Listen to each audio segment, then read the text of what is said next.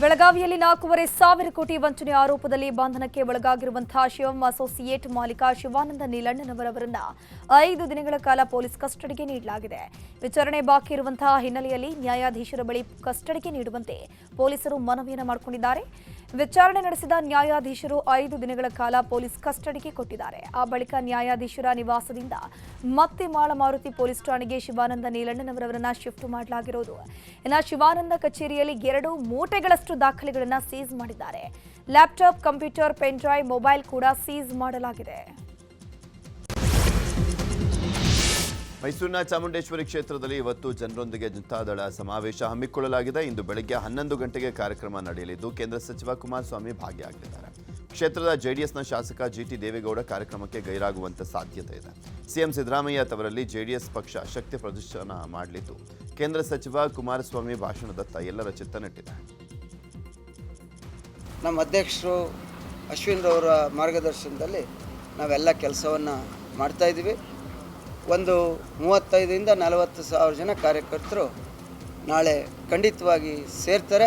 ಚಾಮುಂಡೇಶ್ವರಿ ಕ್ಷೇತ್ರ ಸುಭದ್ರವಾಗಿದೆ ಅನ್ನೋ ಸಂದೇಶದ ಜೊತೆಗೆ ಜಿಲ್ಲೆಯಲ್ಲೂ ಕೂಡ ಎಲ್ಲ ಕ್ಷೇತ್ರಗಳು ಇದೇ ರೀತಿ ಇದ್ದಾವೆ ಅನ್ನುವಂಥದ್ದನ್ನ ಒಂದು ಸಂದೇಶವನ್ನು ಕೊಡಬೇಕು ಅಂಥೇಳಿ ಎಲ್ಲರೂ ಭಾಳಷ್ಟು ಶ್ರಮವನ್ನು ಮಾಡಿ ಕೆಲಸವನ್ನು ಮಾಡಿದ್ದಾರೆ.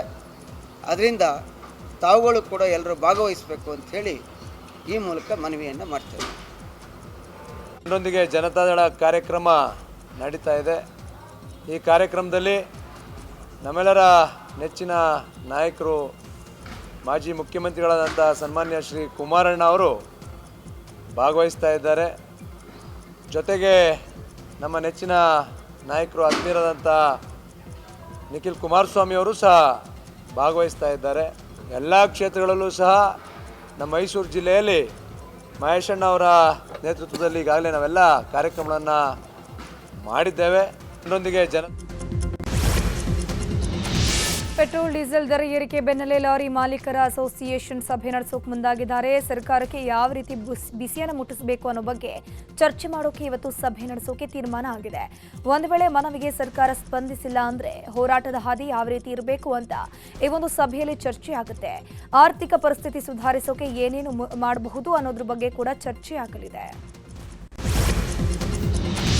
ಇಂಧನ ಮಾರಾಟದ ಮಾರ್ಗಸೂಚಿಯಿಂದ ರೈತರು ಕಂಗಾಲಾಗಿದ್ದಾರೆ. ಪೆಟ್ರೋಲ್ ಪಂಪ್ಗಳಲ್ಲಿ ಕೃಷಿಕರಿಗೆ ಬಾಟಲ್ನಲ್ಲಿ ಪೆಟ್ರೋಲ್, ಡೀಸೆಲ್ ಕೊಡಲಿಕ್ಕೆ ನಿರಾಕರಿಸ್ತಾ ಇತ್ತು. ರೈತರು ಹೈರಾಣಾಗಿದ್ದಾರೆ. ಸರ್ಕಾರ ಕೂಡಲೇ ಈ ಸುತ್ತೋಲೆಯನ್ನ ಹಿಂಪಡೆಯದಿದ್ದರೆ ರೈತರು ಬೀದಿಗಿಳಿದು ಹೋರಾಟ ನಡೆಸುವಂಥದ್ದು ಅನಿವಾರ್ಯ ಅಂತ ಪುತ್ತೂರು ಮಾಜಿ ಶಾಸಕ ಸಂಜೀವ ಮಠಂದೂರು ಎಚ್ಚರಿಕೆಯನ್ನು ಕೊಟ್ಟಿದ್ದಾರೆ. ಕರ್ನಾಟಕ ಸರ್ಕಾರ ನಾಗರಿಕ ಸರಬರಾಜು ಮತ್ತು ಗ್ರಾಹಕರ ವ್ಯವಹಾರಗಳ ಇಲಾಖೆ ಆಯುಕ್ತರು ಹೊರಡಿಸಿರುವಂತಹ ಆದೇಶದಂತೆ ರಾಜ್ಯದ ಎಲ್ಲ ಡಿಸಿಗಳು ಬಂಕ್ಗಳಲ್ಲಿ ಬಾಟಲ್ನಲ್ಲಿ ಪೆಟ್ರೋಲ್, ಡೀಸೆಲ್ ನೀಡದಂತೆ ನಿರ್ಬಂಧಿಸಿದ್ದಾರೆ ಅಂತ ಕಿಡಿಕಾರಿದ್ದಾರೆ. ಕಮರ್ಷಿಯಲ್ ಗ್ಯಾಸ್ ಸಿಲಿಂಡರ್ ಮತ್ತು ಇಂಧನ ಬೆಲೆ ಏರಿಕೆ ಬೆನ್ನಲ್ಲೇ ಯಾದಗಿರಿ ಜಿಲ್ಲೆಯ ಹೋಟೆಲ್ಗಳಲ್ಲಿ ಅಕ್ರಮವಾಗಿ ಗೃಹ ಬಳಕೆ ಸಿಲಿಂಡರ್ ಬಳಕೆ ಮಾಡುತ್ತಿರುವುದು ಕಂಡುಬಂದಿದೆ. ಗುರುಮಠಕಲ್ ತಾಲೂಕಿನ ಕಂದಕೂರ್ ಗ್ರಾಮದ ಹೋಟೆಲ್ನಲ್ಲಿ ಗೃಹ ಬಳಕೆಯ ಸಿಲಿಂಡರ್ ಅಕ್ರಮವಾಗಿ ಬಳಸುತ್ತಿರುವುದು ಕಂಡುಬಂದಿರುವುದು. ಯಾದಗಿರಿ ನಗರ ಸೇರಿದಂತೆ ಹಲವೆಡೆ ಅಕ್ರಮವಾಗಿ ಸಿಲಿಂಡರ್ ಬಳಕೆ ಮಾಡುತ್ತಿರುವುದರಿಂದ ಮನೆ ಬಳಕೆಗೆ ಸರಿಯಾದ ಸಮಯಕ್ಕೆ ಸಿಲಿಂಡರ್ ಸಿಗದ ಪರಿಸ್ಥಿತಿ ನಿರ್ಮಾಣವಾಗಿದೆ. ಸಂಬಂಧಪಟ್ಟ ಅಧಿಕಾರಿಗಳು ಕ್ರಮ ಕೈಗೊಳ್ಳಬೇಕು ಅಂತ ಅಲ್ಲಿನ ಜನರು ಆಗ್ರಹಿಸಿದ್ದಾರೆ.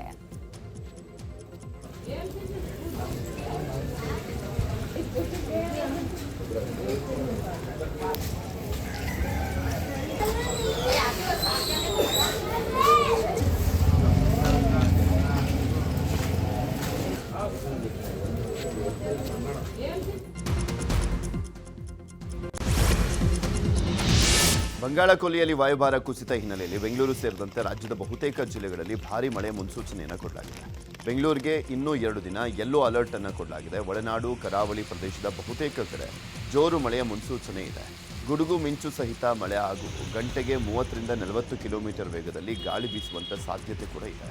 ಯಾದಗಿರಿ, ರಾಯಚೂರು, ಬಾಗಲಕೋಟೆ, ಕೊಪ್ಪಳ, ಧಾರವಾಡ, ಗದಗ, ಬಳ್ಳಾರಿ, ವಿಜಯನಗರ, ಹಾವೇರಿ, ದಾವಣಗೆರೆ, ಶಿವಮೊಗ್ಗ, ಚಿತ್ರದುರ್ಗ, ಉಡುಪಿ, ದಕ್ಷಿಣ ಕನ್ನಡ, ಚಿಕ್ಕಮಗಳೂರು, ಹಾಸನ, ತುಮಕೂರು, ಕೊಡಗು, ಮೈಸೂರು, ಮಂಡ್ಯ, ಚಾಮರಾಜನಗರ, ರಾಮನಗರ, ಚಿಕ್ಕಬಳ್ಳಾಪುರ, ಕೋಲಾರ, ಬೆಂಗಳೂರು ನಗರ, ಬೆಂಗಳೂರು ಗ್ರಾಮಾಂತರ ಜಿಲ್ಲೆಗಳಿಗೆ ಯೆಲ್ಲೋ ಅಲರ್ಟ್ ಅನ್ನು ಕೊಡಲಾಗಿದೆ.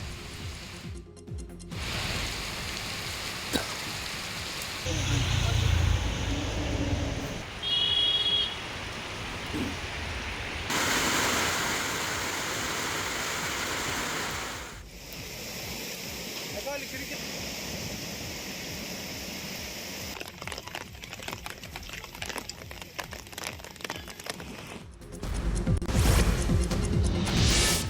ಜಿಲ್ಲೆಯ ವಿವಿಧ ಕಡೆ ಬಿರುಗಾಳಿ ಸಹಿತ ಭಾರೀ ಮಳೆಯಾಗಿದ್ದು ಸಂಜೆ ಸುರಿದ ಗಾಳಿ ಮಳೆಗೆ ಜನಜೀವನ ಅಸ್ತವ್ಯಸ್ತವಾಗಿತ್ತು. ಬ್ಯಾಡಗಿ ಮಾರುಕಟ್ಟೆಗೆ ಮಳೆ ನೀರು ನುಗ್ಗಿದ ಪರಿಣಾಮ ಮೊಣಕಾಲುದ್ದ ನೀರಿನಲ್ಲಿ ವ್ಯಾಪಾರಸ್ಥರು ಪರದಾಟ ನಡೆಸಿದರು. ಸಂತೆ ದಿನವೇ ಮಳೆ ಆರ್ಭಟಿಸಿದ್ದು ವ್ಯಾಪಾರಿಗಳು ಸಾರ್ವಜನಿಕರಿಗೆ ಸಂಕಷ್ಟ ಎದುರಾಗಿತ್ತು.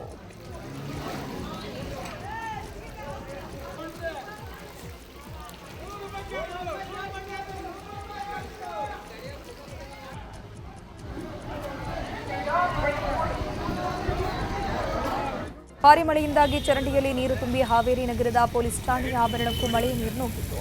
ಪೊಲೀಸ್ ಸಿಬ್ಬಂದಿ ಆವರಣವನ್ನು ಸ್ವಚ್ಛಗೊಳಿಸಿದ್ದಾರೆ.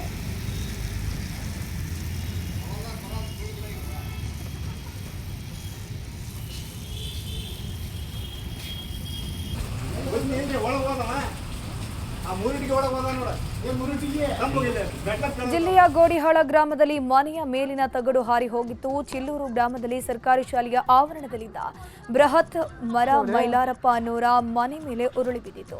ಶಿಗ್ಗಾವಿ ತಾಲೂಕಿನ ಶಿಡ್ಲಾಪುರ ಗ್ರಾಮದ ಶಾಲೆಯ ಮೇಲ್ಚಾವಣಿಯೂ ಹಾರಿ ಹೋಗಿದೆ. ಮಳೆಯಿಂದಾಗಿ ಹಲವೆಡೆ ವಿದ್ಯುತ್ ವ್ಯತ್ಯಯವಾಗಿದ್ದು ಸಂಚಾರಕ್ಕೂ ಅಡಚಣೆಯಾಗಿದೆ.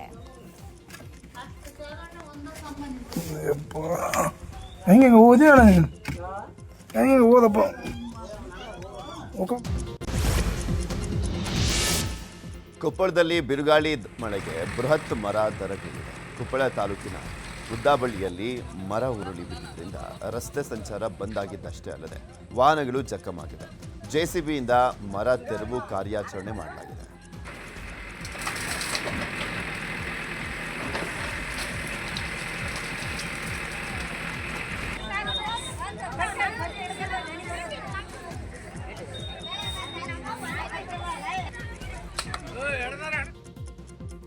ಕೊಪ್ಪಳ ತಾಲೂಕಿನ ಹ್ಯಾಟಿ ಗ್ರಾಮದಲ್ಲಿ ಬಾಳೆ ಬೆಳೆ ನಾಶವಾಗಿದೆ. 2 ಎಕರೆಯಲ್ಲಿ ದೇವಪ್ಪ ಹೊಸಮನಿ ಎಂಬುವರು ಬೆಳೆದಂತ ಬಾಳೆ ಸಂಪೂರ್ಣ ಹಾಳಾಗಿದೆ. ಮತ್ತೊಂದು ಕಡೆ ಬಿ ಹೊಸಹಳ್ಳಿ ಗ್ರಾಮದಲ್ಲೂ ಬಾಳೆ ಬೆಳೆ ನೆಲಕಚ್ಚಿದೆ.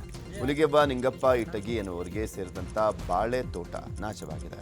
3 ಎಕರೆ ಪ್ರದೇಶದಲ್ಲಿ ಬೆಳೆದಿದ್ದಂಥ ಬಾಳೆ ಬೆಳೆ ನಾಶ ಆಗಿದೆ. ಪೂರ್ವ ಮುಂಗಾರು ಮಳೆಗೆ ರೈತರ ಬದುಕು ಬೀದಿ ಪಾಲಾಗಿದೆ. ಆರ್ಟ್ ಆಫ್ ಲಿವಿಂಗ್ ಬಳಿ ಸ್ಫೋಟಕ ಪತ್ತೆ ಪ್ರಕರಣ ತನಿಖೆ ಚುರುಕುಗೊಂಡಿದೆ. ಈಗಾಗಲೇ ಶಂಕಿತ ವ್ಯಕ್ತಿ ಲೋಹಿತ್ನ ಬಾಡಿ ವಾರೆಂಟ್ ಮೇಲೆ ಕಗ್ಗಲೀಪುರ ಪೊಲೀಸರು ಕಸ್ಟಡಿಗೆ ಪಡ್ಕೊಂಡು ವಿಚಾರಣೆಯನ್ನು ಮುಂದುವರೆಸಿದ್ದಾರೆ. 2 ದಿನಗಳ ಕಾಲ ವಿಚಾರಣೆಯನ್ನ ಮಾಡಿ ಪೊಲೀಸರು ಹೇಳಿಕೆ ದಾಖಲಿಸಿಕೊಂಡಿದ್ದು ಸ್ಫೋಟಕಗಳ ಪತ್ತೆಗೂ ಲೋಹಿತ್ಗೂ ಸಂಬಂಧ ಇಲ್ಲ ಅನ್ನೋ ನಿರ್ಧಾರಕ್ಕೆ ಬಂದಿದ್ದಾರೆ. ಪೊಲೀಸರ ತನಿಖೆಯಲ್ಲಿ ಕರೆ ಮಾಡಿದ್ದು ನಾನೇ, ತಪ್ಪಾಯಿತು, ಇನ್ನು ಮುಂದೆ ಮಾಡಲ್ಲ ಅಂತ ಹೇಳಿದ್ದಾನಂತೆ ಲೋಹಿತ್. ಚಿಕ್ಕಮಗಳೂರಿನಲ್ಲಿ ಕಾಡು ಕೋಣಗಳ ಹಾವಳಿ ಹೆಚ್ಚಾಗಿದೆ. ನಿರಂತರವಾಗಿ ಬೆಳೆ ನಾಶ, ಜನರ ಮೇಲೆ ದಾಳಿ ಹಿನ್ನೆಲೆಯಲ್ಲಿ ಅಂದ ಕಾಡು ಕೋಣವನ್ನು ಅರಣ್ಯ ಸಿಬ್ಬಂದಿ ಸೆರೆ ಹಿಡಿದಿದ್ದಾರೆ. ಅಕ್ಕಿಮಿಕ್ಕಿ ಗ್ರಾಮದಲ್ಲಿ ಕುಮ್ಕಿ ಆನೆಗಳನ್ನು ಬಳಸಿ 3 ದಿನ ಕಾರ್ಯಾಚರಣೆ ನಡೆಸಿ ಕಾಡು ಕೋಣವನ್ನು ಸೆರೆ ಹಿಡಿದಿದ್ದಾರೆ. ಸೆರೆ ಹಿಡಿದಂಥ ಕಾಡು ಕೋಣವನ್ನು ಶಿವಮೊಗ್ಗ ಮೃಗಾಲಯಕ್ಕೆ ರವಾನೆ ಮಾಡಲಾಗಿದೆ. ಕಣ್ಣು ಕಾಣದ ಹಿನ್ನೆಲೆಯಲ್ಲಿ ಸಿಕ್ಕ ಕಡೆ ಕಾಡು ಕೋಣ ಸಂಚಾರ ಮಾಡ್ತಿತ್ತು. ಈ ವೇಳೆ ಹಲವರ ಮೇಲೆ ದಾಳಿ ಕೂಡ ಮಾಡಿತ್ತು.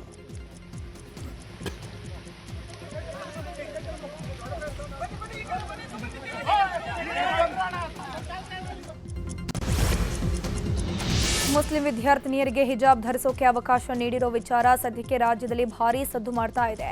ಇದನ್ನು ಟೀಕಿಸಿದ ಬಿಜೆಪಿ ನಾಯಕರ ವಿರುದ್ಧ ಸಚಿವ ಸತೀಶ್ ಜಾರಕಿಹೊಳಿ ವಾಗ್ದಾಳಿ ನಡೆಸಿದ್ದಾರೆ. ಚಿಕ್ಕೋಡಿಯಲ್ಲಿ ಮಾತನಾಡಿರುವಂತಹ ಅವರು, ಬಿಜೆಪಿಗೆ ಹಿಜಾಬ್, ಹಲಾಲ್, ಪಾಕಿಸ್ತಾನ ಬಿಟ್ಟರೆ ಬೇರೆ ವಿಷಯ ಗೊತ್ತಿಲ್ಲ. ಬಿಜೆಪಿ ನಾಯಕರು ದೇಶದ ಅಭಿವೃದ್ಧಿ ಬಗ್ಗೆ ಎಂದಿಗೂ ಯೋಚನೆ ಮಾಡೋದಿಲ್ಲ. ಬದಲಾಗಿ ವೈಯಕ್ತಿಕ ವಿಚಾರಗಳನ್ನು ರಾಷ್ಟ್ರ ಮಟ್ಟಕ್ಕೆ ತೆಗೆದುಕೊಂಡು ಹೋಗಿ ರಾಜಕಾರಣ ಮಾಡೋ ಪ್ರಯತ್ನ ಮಾಡ್ತಾರೆ. ಇದು ಒಳ್ಳೆಯ ಬೆಳವಣಿಗೆಯಲ್ಲ ಅಂತ ಕಿಡಿಕಾರಿದರು.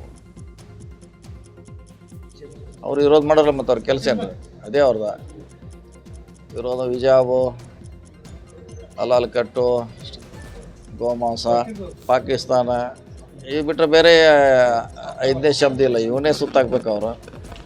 ಇದರಿಂದ ದೇಶಕ್ಕೆ ಡೆವಲಪ್ಮೆಂಟ್ಗಾಗಲಿ ಸಂಬಂಧಪಟ್ಟದ್ದು ಅಲ್ಲಿದೆ.